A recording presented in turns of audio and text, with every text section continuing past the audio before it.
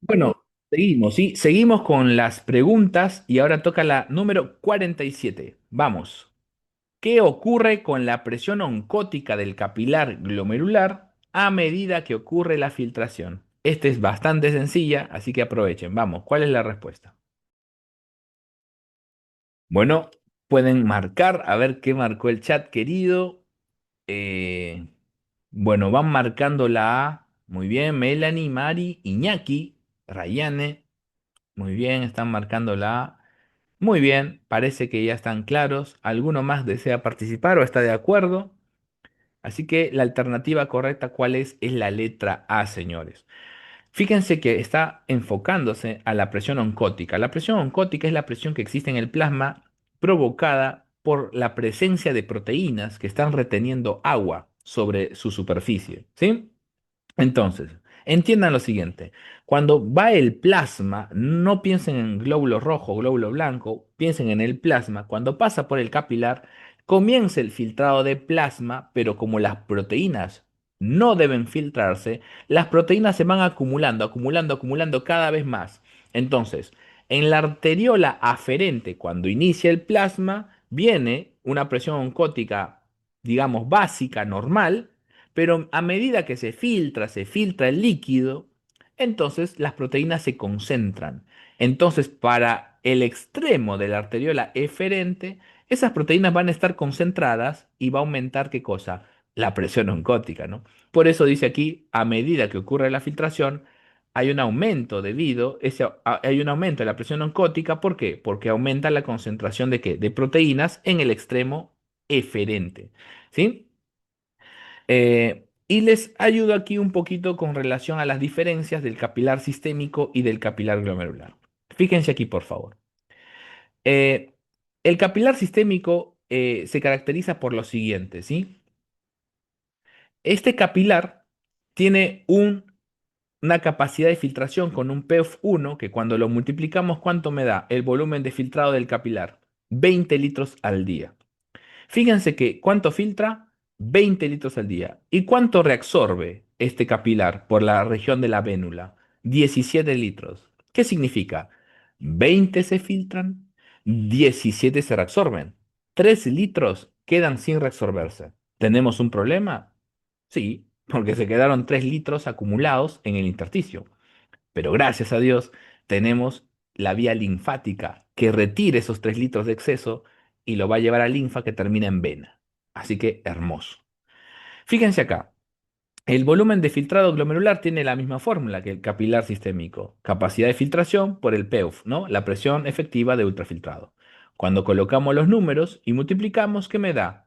Me da un filtrado de 180 litros por día, que equivale aproximadamente a 120, 125 mililitros por cada minuto de filtración, ¿sí? Entonces, fíjense acá. Las fuerzas de Starling que tenemos en este momento son las siguientes. Tenemos la presión del capilar glomerular, o sea, del vaso, que favorece que se filtre, esa presión hidrostática del capilar. Bien. Ahora tenemos también del lado del capilar la presión oncótica del capilar, que es lo que retiene el líquido. Acuérdense que la presión oncótica está dada por las proteínas que retienen líquido en su superficie. Por lo tanto, estas fuerzas que son del capilar son opuestas. La presión hidrostática del capilar glomerular favorece la filtración, pero la oncótica del capilar desfavorece la filtración. Esas dos están luchando. Ahora, del espacio urinario, o también llamado espacio de Bowman, ¿qué podemos tener? Presión hidrostática, ¿sí? Y presión, ¿qué cosa? Oncótica, ¿no? Pero recuerden que la presión oncótica prácticamente de la cápsula de Bowman es cero, porque no hay proteínas en ese sector. Pero si hay hidrostática. Y si hay hidrostática, es otra fuerza que se opone a la presión hidrostática del capilar. En pocas palabras. La filtración está dada por tres mecanismos importantes de fuerzas de Starling. La hidrostática que favorece el filtrado y estas dos fuerzas que están en rojo que se oponen. Una es de la cápsula de Bowman, que es la hidrostática de la cápsula de Bowman, y otra es la oncótica del capilar que está reteniendo el agua porque son proteínas. ¿Se entiende esa idea? Bien.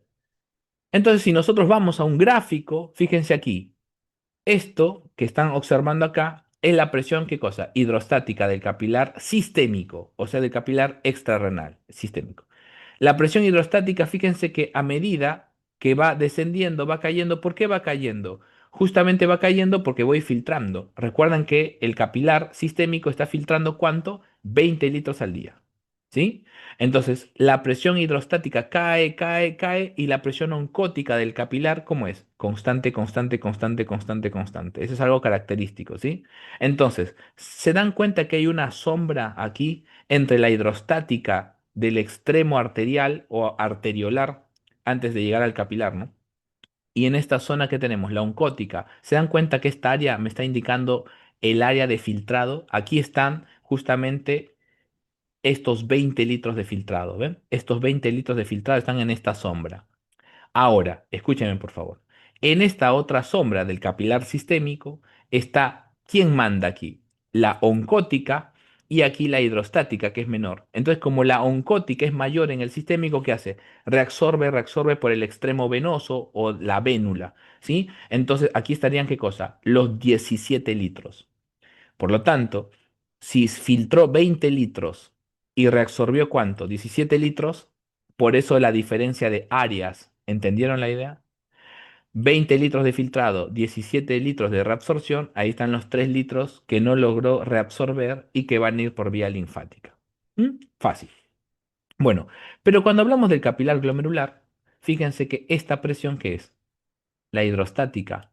La hidrostática del capilar glomerular, que es la de color verde, no cambia. Es una fuerza que va a ser impuesta por la vasodilatación o vasoconstricción de las arteriolas aferente y eferente, que eso lo hemos visto en otros capítulos. Pero la hidrostática es la misma. Pero fíjense que en el extremo de la arteriola aferente, cuando estamos hablando de este extremo, entonces aquí la presión oncótica comienza a aumentar, aumenta, aumenta. ¿Por qué? Porque estoy filtrando. Toda esta sombra que se ve aquí es pura filtración. Entonces la oncótica aumenta, aumenta, aumenta hasta que las dos se igualan. Cuando las dos se igualan, acuérdense, hidrostática de capilar glomerular y oncótica de capilar glomerular, cuando esas dos se igualan, prácticamente aquí ¿qué pasó? No hay filtración. Por lo tanto, la filtración ocurre ¿dónde? En el extremo de la arteriola eferente. ¿Se entiende? Aquí está la arteriola eferente.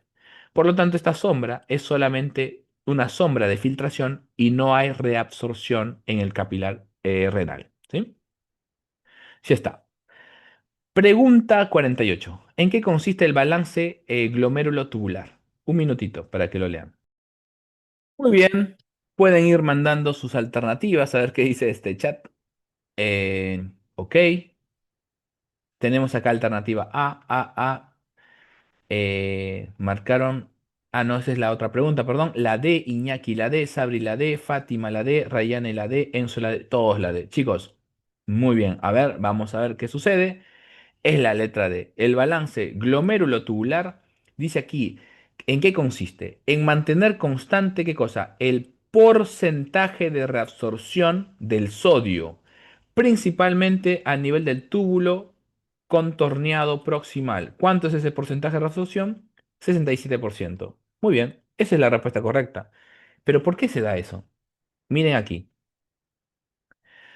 Cuando una persona, sí, chicos, tiene hipovolemia, o sea, tiene, por ejemplo, una deshidratación, una hemorragia, se libera el sistema renina-angiotensina-aldosterona y se va a liberar una hormona muy importante que es la angiotensina 2. La angiotensina 2 lo que hace es generar una vasoconstricción de la arteriola eferente, ¿sí? Y como quiero que lo entiendan bien, entonces aquí actúa ¿qué cosa? La angiotensina 2.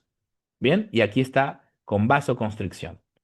Entonces, esa vasoconstricción de la eferente genera ¿qué cosa? Un aumento de la fracción de filtración. ¿Por qué? Porque va a comenzar a aumentar la presión hidrostática. ¿Se entiende acá? Como la eferente está cerrada, viene el plasma y se acumula en el glomérulo. Entonces, ¿qué va a pasar? El volumen de filtrado glomerular va a aumentar. ¿Vamos bien? O sea, yo voy a filtrar más, pero ¿qué es lo que pasa? Que comienza a aumentar ¿qué cosa? La presión oncótica. O sea que las proteínas se van a acumular con mayor densidad en esta zona porque estoy filtrando más. Entonces, cuando la sangre plasmática vaya con proteínas, ¿con cuántas proteínas concentradas va a haber? Muchísimas, muchas proteínas concentradas, muchísimas. O sea que la presión oncótica en esta parte va a ser bastante aumentada. ¿Y qué pasa si la presión oncótica es bastante aumentada? Va a haber un aumento de la reabsorción de sodio, de agua, de todo, porque la fuerza oncótica favorecerá ¿qué cosa? La reabsorción de los líquidos.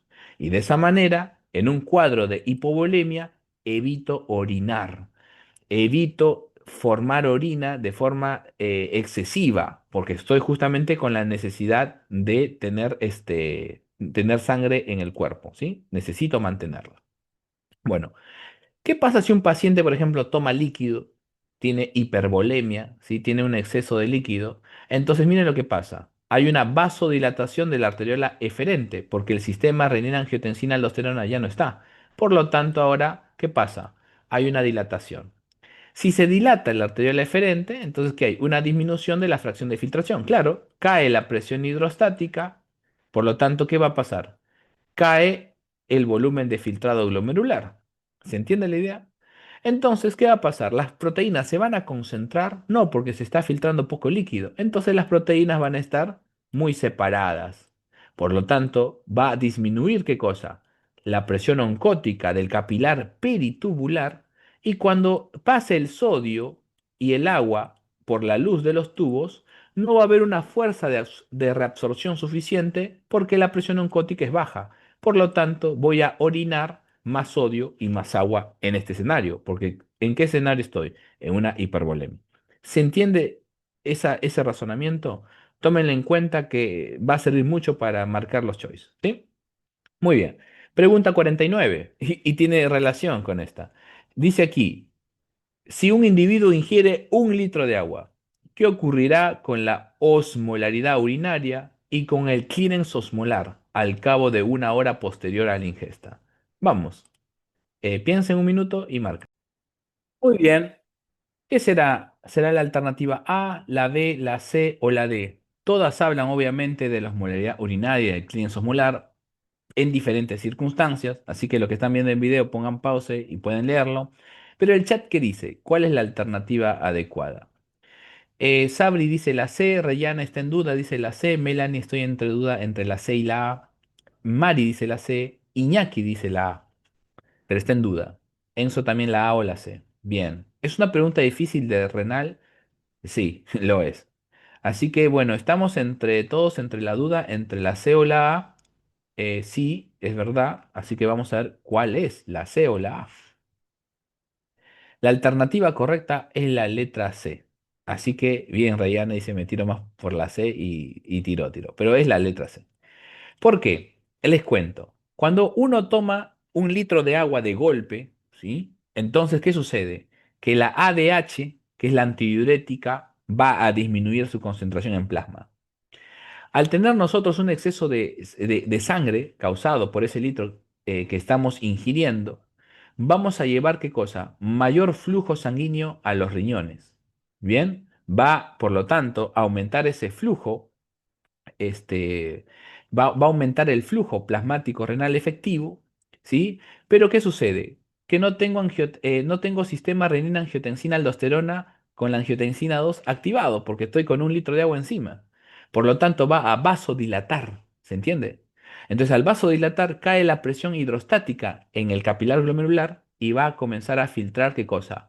Un poco menos, y entonces la oncótica, ¿qué va a pasar? Va a estar disminuida y no voy a resolver de forma adecuada. Por lo tanto, voy a generar un exceso de eliminación de agua, porque estoy justamente con 1 litro encima extra. ¿Qué más? Como la antidiurética no está generando el gradiente córtico medular de concentración para que la orina salga concentrada, entonces la osmolaridad de la orina, que es el número de osmoles que hay en la orina, va a estar disminuida porque justamente está diluida. Y ahí tenés que acordar de esta formulita. La osmolaridad, ¿cómo se calcula? Se calcula como número de qué? De osmoles sobre volumen de la solución. Como estamos hablando de osmolaridad urinaria, ¿de qué estaría hablando? Del volumen urinario. ¿Cómo es el volumen urinario en este paciente que está liberando gran cantidad de orina porque tomó un exceso de agua? Va a estar aumentado el volumen urinario. Como estos dos son, ¿qué cosa? inversamente proporcionales, ¿qué va a pasar? Va a caer la osmolaridad de la orina, que es correcto, dice, la osmolaridad urinaria va a disminuir significativamente, claro, porque el volumen urinario ha aumentado. ¿Por qué? Porque no puedo concentrar la orina, porque la ADH se encuentra como inhibida. ¿Vamos bien? Ahora, este clearance osmolar no va a variar significativamente, justamente porque el número de osmoles prácticamente no se está tocando, ¿sí? El número de osmoles no se está tocando y por eso no varía significativamente. Aquí les tiro un datito que suelen preguntar en todos los choice de muchas cosas para ver qué va a pasar, ¿no? Si un paciente, por ejemplo, tomó un litro y medio de agua, ¿qué va a pasar? ADH, ¿cómo está? Disminuida. El clearance de agua, ¿cómo va a estar? Aumentado, positivo, porque yo estoy eliminando agua. O sea, voy a tener exceso de qué? De diuresis, una orina voluminosa, una orina poco concentrada, ¿sí? Y ¿se acuerdan que les enseñé que es la inversa del TC de agua? Si este es positivo, ¿cómo es este? Negativo. Fíjense qué dice acá. El clearance osmolar, ¿cómo es? Constante. Y también en la antidiuresis prácticamente se mantiene constante. Y eso es lo que estaban preguntando aquí atrás. Que dice que el clearance osmolar no varía significativamente. Claro, no varía tanto en la diuresis o en la antidiuresis. ¿Vamos bien? ¿Cómo está el flujo urinario? Aumentado, un paciente con diuresis está orinando bastante. La osmolaridad urinaria, ¿cómo está? Baja porque está diluida, hay mucho volumen de líquido, por lo tanto la osmolaridad cae. ¿Se está lavando en la médula? Sí, porque hay baja ADH. No hay reabsorción de urea como antes, tampoco el asa de Henle funciona de forma adecuada, por lo tanto se lava la médula, ¿sí? Entonces tenemos una médula menos hipertónica. Sí, y aumenta la excreción de qué? De urea, ya no lo retenemos. Aumentamos la carga excretada. Si hablamos de la antidiuresis, que es el efecto opuesto, una persona tiene deshidratación, tiene hemorragia, tiene una caída de la volemia, es al revés. Aumenta el ADH, yo ya no quiero perder agua, por lo tanto el clearance de agua, que es la eliminación de agua, está negativa. Y por lo tanto, que es la inversa, el TSH de agua, ¿cómo está? Positivo. Como habíamos mencionado, el clearance osmolar constante, el flujo urinario está disminuido, la osmolaridad está aumentada de la orina porque tengo poco líquido, poca agua, por lo tanto la osmolaridad aumenta. Recuerden que es inversamente proporcional al volumen de la solución. Si tengo baja orina, aumenta la osmolaridad. El lavado medular prácticamente es bajo porque tengo alta ADH, por lo tanto tengo una médula hipertónica, bastante concentrada, y yo no estoy eliminando urea porque lo estoy tratando de retener para concentrarla, ¿dónde? En la médula, ¿sí? Para formar el gradiente córtico medular. Y eso es un buen cuadrito para resumir la diuresis y la antidiuresis, ¿sí? El clearance osmolar se mantiene constante justamente por lo que acabo de decir, que los osmoles prácticamente no suelen cambiar, ¿sí? Por eso. Obviamente por la fórmula de clearance, ¿no? ¿Se acuerdan? La fórmula de clearance era concentración urinaria de los osmoles por flujo urinario dividido la concentración de osmoles en plasma. No cambia cuando se realiza la fórmula. Bueno, vamos con la 50. Si un individuo se encuentra sumergido en agua tibia, ojo con esto porque es experimental, por un periodo prolongado, el volumen circulante efectivo aumenta porque aumenta el retorno venoso. En este caso, ¿qué ocurrirá con la excreción renal de sodio? Vamos, un minutito. Muy bien. ¿Cuál será la alternativa entonces? ¿Será acaso la A? Disminuye justamente la excreción renal de sodio para poder regular el volumen circulante efectivo, aumenta para poder regular el volumen circulante efectivo, no se altera la excreción de sodio, ya que el sodio no impacta sobre la regulación del volumen circulante efectivo, y dice se anula ya que necesita recuperar el volumen. ¿Qué marcó el querido chat? Ok, marca la A, la B, me tiro más por la perdón, ok. Iñaki marca entonces al final la B. Por el gradiente glomerulotubular. Ok, ok. Bueno, ¿qué piensan ustedes? ¿Es la B? A ver, vamos a ver si es la B. Queridos, es la B. Felicidades. Muy bien. ¿Qué ocurrirá entonces con la excreción renal de sodio? Tiene que aumentar. Piensen en esto. Esto se suele hacer en clínica médica, ¿sí? Al paciente se lo coloca en agua tibia y lo que hace es su cuerpo comienza a mandar por retorno venoso más sangre al corazón. El corazón, al recibir más sangre por este efecto de baño de agua tibia, el corazón va a comenzar a expulsar más descarga sistólica, mayor cantidad de sangre. Por lo tanto, el volumen circulante efectivo que llega a los tejidos va a estar, ¿qué cosa? Aumentado. El riñón lo que va a censar es que el paciente tiene mucho líquido en el cuerpo. ¿Se entiende la idea? Entonces, ¿qué va a hacer? Si el riñón piensa que tiene mucho líquido, y bueno, va a excretar más sodio, ya que el sodio se arrastra con el agua. Esa es la idea de esto, ¿no? Entonces, no se olviden lo siguiente. El paciente, ¿qué pasó cuando se metió en agua tibia? Aumenta su retorno venoso y si llega más sangre al corazón, el volumen circulante efectivo va a estar como aumentado. ¿Vamos bien? Si el volumen circulante efectivo está aumentado y los órganos lo detectan, bueno, entonces la estimulación simpática que está en la deshidratación va a estar disminuida. El sistema renina-angiotensina-aldosterona, que está justamente en deshidratación, va a estar disminuida porque el corazón está mandando más sangre a los tejidos y los tejidos piensan que hay un exceso de líquido, ¿no? ¿Qué más? Como tengo bastante sangre en el corazón, la presión aumenta a nivel cardíaco de tal forma que el péptido natriurético atrial va a estar aumentado, que es un vasodilatador. ¿Bien? Y lo que va a hacer el corazón va a mandar, como hemos mencionado, más sangre a todos los órganos, inclusive al riñón, y el riñón lo que va a hacer es sensar que hay un exceso de líquido. Si hay un exceso de líquido, va a aumentar la diuresis en el paciente y por lo tanto se va a eliminar un poco más de sodio, ¿sí? Este efecto, chicos, se llama diuresis por inmersión. Hacer que el paciente orine sumergiéndolo en qué? En agua tibia. Dice, es muy estudiado en medicina de qué? Del buceo y en fisiología cardiovascular. También puede inducirse durante baños prolongados o en la famosa terapia de inmersión. ¿Se entendió? Siguiente pregunta, 51. Vamos por esta parte, ya es más interesante y vamos terminando al final. Teniendo en cuenta que el manejo de sodio está regulado por el sistema renina-angiotensina-aldosterona y el péptido natriurético atrial, ¿qué espera que ocurra ante una caída de presión arterial? Pregunta regalada, 10 segundos para responder. Vamos. Muy bien. ¿Cuál es la alternativa del chat? Todos marcan la D al unísono. Vamos a ver si es la D. Es la D. Claro que sí. Por lo tanto, si una persona, escúcheme bien, tiene una caída de la presión arterial, se cae la presión arterial por X motivo, listo, se activa el sistema renina-angiotensina-aldosterona, por supuesto que se va a activar.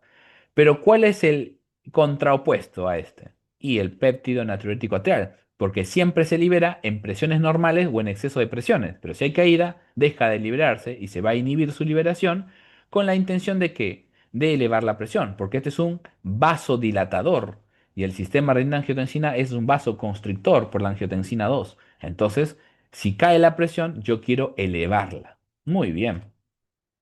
Recuerden lo siguiente, ¿sí?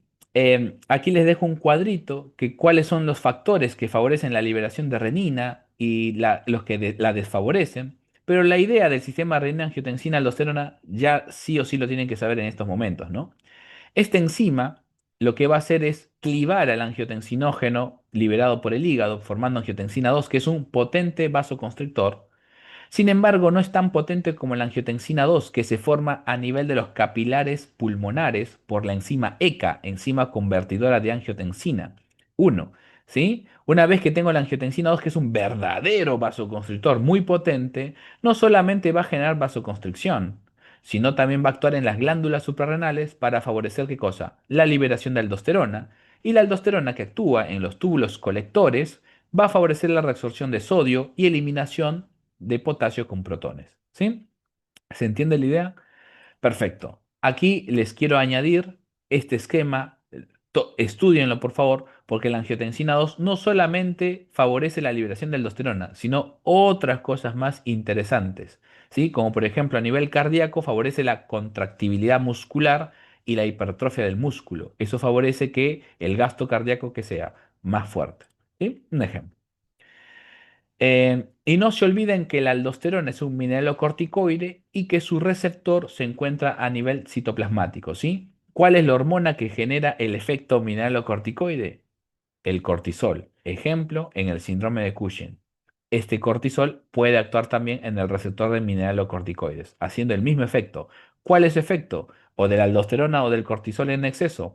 favorecer la reabsorción de sodio, acuérdense en el túbulo colector, por los ENaC, que son los canales, favorecer la secreción de potasio, o sea, eliminación por la orina de potasio, por los RONCA en el túbulo colector, y la secreción de protones por medio de la bomba de protones. ¿Se entiende la idea? Muy bien. No se olviden que el péptido natriurético atrial que genera vasodilatación y es el oponente del sistema retículo, sistema renina-angiotensina-aldosterona. Siguiente pregunta. Pueden leer un minutito y marquen. Muy bien. Vayan chat mandando sus alternativas. ¿Sí? Ya comenzaron a marcar la C, la D también están marcando. Pero yo voy leyendo esto y explicando. Ingresa una paciente de 20 años a la guardia, o sea que no es algo de control, esto es algo urgente, ¿sí? Su madre refiere que desde hace unos días su hija hace mucho pis, o sea, tiene poliuria, orina mucho, ¿no? Puede ser que un osmol que atrae agua esté atrayendo, llevándose el agua, y por eso está orinando mucho. Como pierde agua por la orina, necesita reponerla. Polidipsia, tiene necesidad de tomar agua. Y como está perdiendo agua, pierde peso porque el agua corporal total prácticamente forma gran parte del peso de la persona. Entonces pierde kilogramos, ¿sí? Perdió 5 kilogramos en el último mes. Muy raro para que, si no cambia la dieta, perder peso, medio raro. Al examen físico luce claramente deshidratada, obviamente. Y con aliento a manzana, listo. Si dice la palabra aliento a manzana, esta persona es una persona diabética y que tiene un trastorno de los azúcares grave y que tiene, escuchen bien, cetoacidosis, o sea, cuerpos cetónicos en sangre, como acetoacetato y beta hidroxibutirato en plasma. Y el olor a manzana se debe a otro cuerpo cetónico, ¿sí? Que se llama, si mal no recuerdo, acetona. Bueno, entonces, este cuadro es típico de una acidosis metabólica y lo afirmamos, ¿sí? Pero vamos a seguir leyendo. Usted sospecha de algún trastorno del metabolismo de los carbohidratos, por supuesto. Le realiza una medición de glucosa que arroja el siguiente valor, 350 miligramos por decilitro, cuando la glucemia normal es de 70 a 110. Pero bueno, a veces los pacientes comieron y llegan con 140 y no hicieron ayuno porque llegan a la guardia. Entonces, en guardia, anoten esto, en guardia, para decidir que una persona es diabética tiene que superar los 200 en cualquier momento del día, con comida, sin comida, porque la insulina, recuerden, trata de mantenerla hasta 140 miligramos por decilitro. Si supera más de 140, y puede ser que no esté funcionando bien, pero no es diabético. Pero si supera 200, esta persona es diabética. Entonces, 350 miligramos por decilitro. Listo, tiene diabetes. ¿Qué pasa con su laboratorio? pH ácido, porque el valor normal es de 7,35 a 7,45. Listo, esta persona tiene acidosis. Listo, la A no es la alternativa. Por lo menos les estoy ayudando. El PCO2, ¿cómo está? ¿Elevado o disminuido? Está disminuido porque es de 35 a 45 milímetros de mercurio. Y si tiene un valor disminuido, significa que este no es el causante de la acidosis. El bicarbonato es em, 22 a 26, o sea, 24 más menos 2 mil equivalentes por litro. ¿Cómo está este? En 12, disminuido. Y es lógico, porque los ácidos de los cuerpos cetónicos están consumiendo el bicarbonato. Esto es clásico de que de una acidosis de tipo metabólica. Esto no es respiratoria, es metabólica. Así que, a ver el chat que marcó. Marcó la C, pero habían marcado la D, por ahí vi. Bien, bien, pero la C. A ver, vamos a ver. Eso, muy bien, gente. Muy bien, es una acidosis metabólica, ¿bien? Ahora, pero me dan información extra. El sodio, el cloro, ¿no? ¿Qué trastorno del estado ácido base tiene? Bueno, pero fíjense que la B y la C dicen lo mismo, pero hablan del anión GAP. Entonces, acuérdense esto, siempre por favor de mí. Una persona que se intoxicó con metanol, con aspirina, que tiene ácidos de alguna forma en su cuerpo, como en los cuerpos cetónicos, tiene ácido láctico, siempre que haya ácidos en su sangre, va a tener un GAP alto. Siempre. Y no importa si no tienen calculadora, meten GAP alto y se acabó. Porque los GAP normales se deben a otros trastornos con relación al cloro, donde el cloro trata de compensar la negatividad perdida del bicarbonato. y son trastornos más complejos, ¿sí? Se llama gap hiperclorémico. Así que siempre toman este, gap alto, así que tómenlo en cuenta. Pero vamos a sacarlo matemáticamente. ¿Por qué? Porque el gap lo podemos sacar de la siguiente forma. El anión gap se saca así, ¿ve? Concentración de sodio menos la suma de los aniones, ¿qué cosa? Bicarbonato y más cloro. ¿Se entendió? Si el sodio, ¿cuánto es? 142. El bicarbonato, ¿dónde está? Vale 12 y el cloro vale 97. ¿Me ayudan a sumar, por favor? A ver, acá es 9, ¿no? Y aquí es 10. ¿Puede ser 109? Corríjame, por favor. Y sería 142 menos 109, porque es una resta. ¿Qué número me va a dar? Acá van 3, 13, 33 puede ser que haya dado. Perfecto, 33. Entonces, ¿saben cuánto vale el gap normal? En medicina nosotros lo tomamos más o menos de 10 más menos 2, o sea, 8 a 12. Algunos autores le ponen hasta 16 de número, no hay ningún problema, pero nunca te van a dar un ejercicio que llegue muy justo. Por lo tanto, acá, ¿cuánto es el gap? 33. Escuchen, cuando el gap es alto, ¿qué hay entonces? He dicho exceso de ácidos en el cuerpo. Pueden cambiar la pregunta y te pueden decir, esta persona se quiso suicidar con aspirina. Acidosis metabólica con anión GAP elevado. Es lo mismo. Esta persona tiene insuficiencia respiratoria, bajo oxígeno. ¿Cómo está el cuerpo? En respiración anaeróbica, exceso de ácido láctico, lo mismo. Acidosis metabólica con anión GAP elevado. ¿Se entiende esta idea? Muy bien. A ver qué dice el chat. Si está entendiendo bien, el valor normal va de 8 a 16. Tómenlo de 8 a 16, pero puede ser en clínica médica nosotros usamos de 8 hasta 12 nada más como máximo, ¿sí? Pero 16 lo puede tomar otro laboratorio, no hay ningún problema. Fíjense cuánto nos dio el gap, 33. Así que continuamos con el último video y ya terminamos este final de fisiología.